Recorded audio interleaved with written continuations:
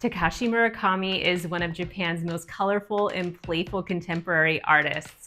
Blending pop culture with traditional Japanese painting, he created a bold style known as Superflat, a style where everything is bright, flat, and bold, inspired by both Japanese cartoons and traditional painting. His most famous images are bright, smiley flowers, which are instantly recognizable symbols of joy, energy, and a touch of mischief.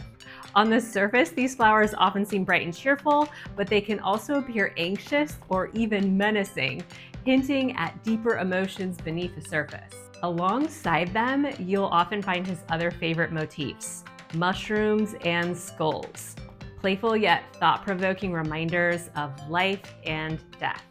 Murakami's influence stretches far beyond the art world. His works have been shown everywhere, from the Palace of Versailles to museums around the globe.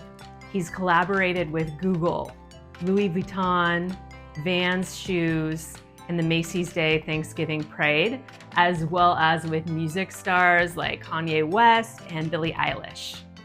Through giant sculptures, fashion collaborations, and immersive museum exhibitions, Murakami has built a universe that makes people smile while quietly reminding us that joy and unease often live side by side.